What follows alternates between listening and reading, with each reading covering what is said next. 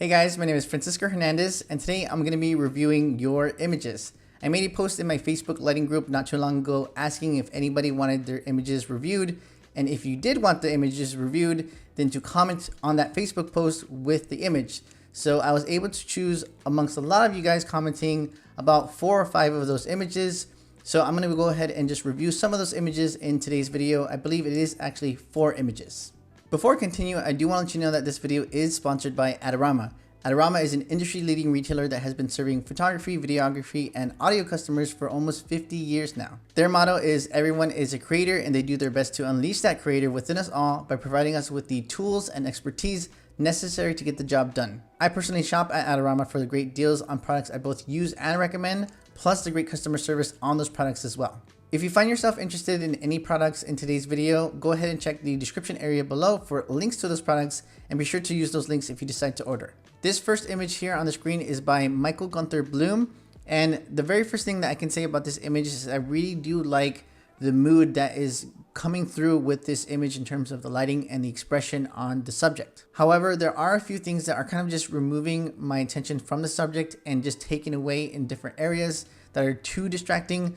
So some of those areas that I would say are, I don't know exactly what to call it, but I'm just calling it the stony thing. The stony thing on the left side over there on the top of it, it's a little bit too dark. And because of that dark spot, it's just dragging my eye into that direction because it's a nice contrasty area because the sky is very nice and bright. And then that top of that stone thing is just a bit dark. So it's a very contrast filled area. So that kind of drives my attention away from the subject and goes to that direction. There's also 2 tree branches that are kind of just dragging my eye away from the subject as well. And that's going to be the one that's kind of close to that further left stone thing.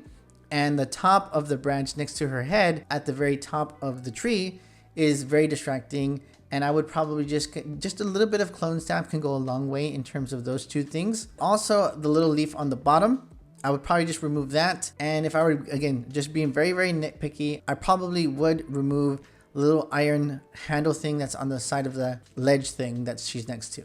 Removing those distractions would really go ahead and just make this a stronger image. Even just a slight tighter crop on this image to kind of just further move that stone thing out of the way would really kind of just let me focus on the portrait in itself rather than having a little bit of surrounding area. I feel like that stone thing on the left side is a good framing mechanism, but I feel like it's because of the dark area on top of it, I feel like it's kind of just making my eyes go a little bit towards that direction rather than focusing more on the subject. I really, really do like the lighting. It's very nice and moody. The position of the lighting makes for nice shadows underneath her chin that really carves out her chin. There's a nice definition on the back, but that's from, I want to say it's a sunlight that's providing that. But the lighting that's on her face, I definitely can tell that's flash. And if it's not flash, then that's crazy. But it's a beautifully lit image. And I feel like because the softbox wasn't too big, I'm guessing, that it kind of just hits the subject's face and kind of just tapers off towards anything that's south of the elbow.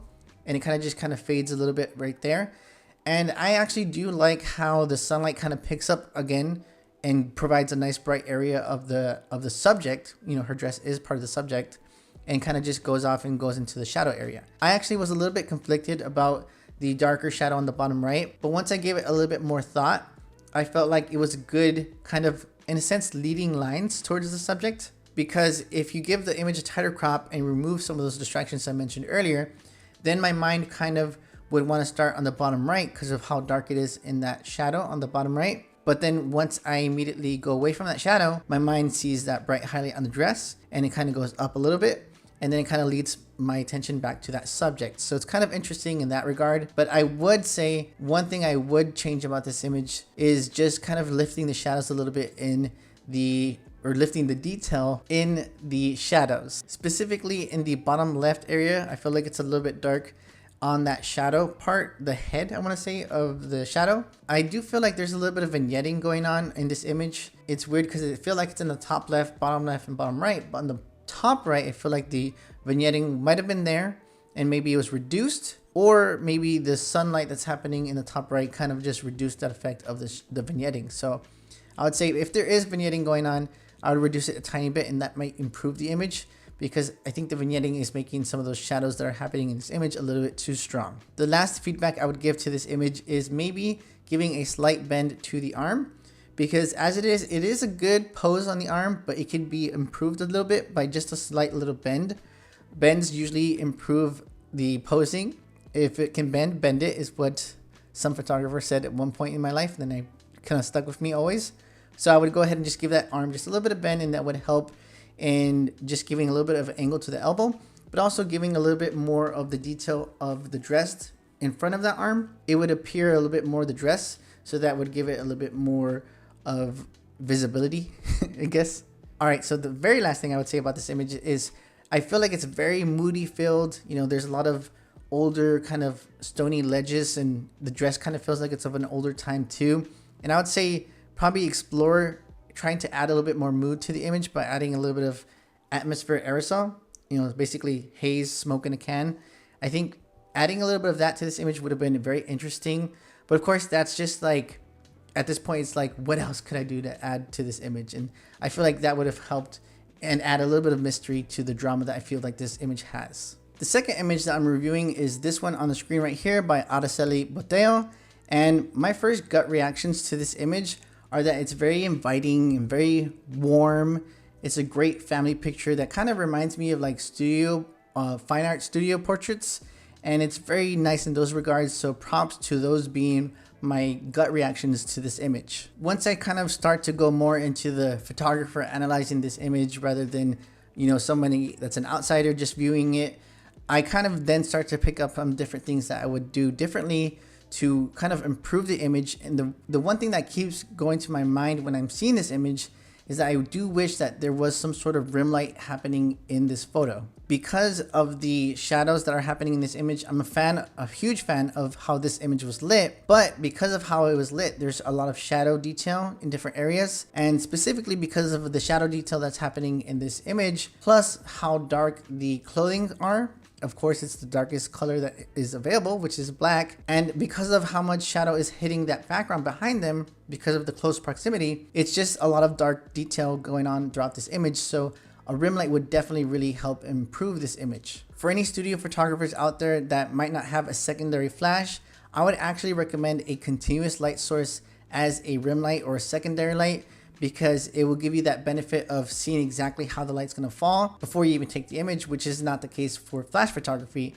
For flash, you always have to take the picture, see how it looks in the image, and then adjust from there. I would definitely recommend a continuous LED light source that's always on a small light stand, which is exactly something that I always do myself in my YouTube videos. I always have this one off screen, this Flashpoint R1 LED. You can change to any color that I want, and it's on a Manfrotto nano stand. I always have this just off screen in case I ever need it for either myself, the background, or the product that I might be talking about. And it's always just helpful to have on hand. I think for this image specifically, I probably would have the RGB light probably around the mom's shoulders, a little bit lower than the shoulders, and mimicking the color of the candles happening on the backdrop, so that it could kind of feel like it's the candles lighting them. Even though it is, of course, just a backdrop, it can very well mimic that candle light and give it a more natural rim light. I actually really do like the posing that's happening in this image. Mom has a great expression, kids have great expressions.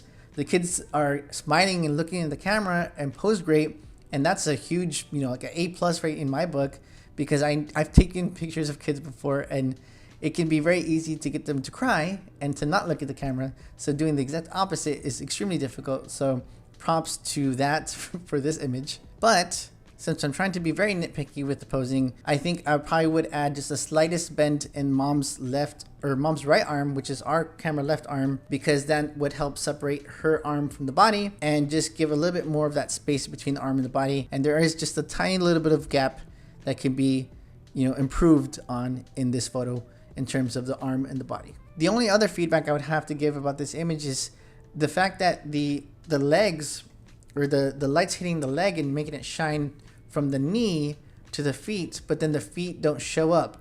And I know that sounds weird, like, oh, I want to see the feet. It sounds weird. But I would say that it's because it's leading from the knee to the feet, but then the feet don't show up. It makes me think maybe there's other external factors coming at play. I know in the past when I work with clients, sometimes they might not have their feet done and they don't want it to show up, but they do want to show a little bit, around it, which is kind of the vibe that I'm getting from this image. But I would say to kind of help improve this image, I probably would have had the dress kind of wrapped around the lower part of the leg so that it just, that extra detail shows up like around the knee, and then, black dress covers the rest of the leg, rather than what's going on in this image where it's showing a lot of the leg but then cuts off at the feet. Maybe the mom didn't have shoes, or maybe she forgot the shoes, or some other, again, like I said, other external factors can come into play. But again, I feel like the dress covering the lower part of the leg would really help improve this image. Okay, I lied. The last thing I would say about this image is just the wrinkles on the boy's shirt. I've done that myself, where I've done a photo shoot of, somebody and they just bought the shirt recently. But I think just a little bit of kind of frequency separation to remove some of those wrinkles on the boy's outfit would help a lot. I have a tutorial on that in case you guys want to see that. Link will be in the top right. The third image that I'm reviewing is this one on the screen by Canterbury. And my first gut reaction to this photo is that I really do like the drama that's involved with it and the three-dimensional effect because of the racket, going towards the camera. So I really do like that effect. I also do like the fact that the tennis balls are kind of filling the lower third of the frame, because it kind of just screams, of course, visually that this is a tennis portrait and that this student is involved with tennis. So it's kind of just hits you over the head with that kind of message. And the good thing about this image is that the low angle allows you to kind of have those tennis balls right there in your face, because if you were to go a little bit more on the top, then you just don't get that. The angle itself provides a nice dramatic way to get that message across, but also gives a nice pose to the subject and also gives you a nice kind of clear background of the nice blue sky that's happening. One thing that could have been an issue with this photo is too many distractions around her, because of, if you go to a higher angle, you might see cars, you might see other people. So this lower angle does help in regards to eliminating distractions as well. But having said that, I would remove some distractions in this image, like the highlight that's at the bottom left of the tennis racket, the tree that's on the right side of the image next to the fence. And one thing that's not too much of a distraction, but something that's distracting me personally, is the cloud that's next to her tennis racket next to the lettering. It's more than likely just the way my dumb brain is working, but it feels like it's kind of like a wing, but for a waist, and it's kind of just giving that effect. So I probably would just remove that cloud right there next to her waist. In terms of other distracting elements, I would probably say, even though it is realistic to have the sunlight provide a nice bright rim light on the arm, I feel like it's too bright right here in this area.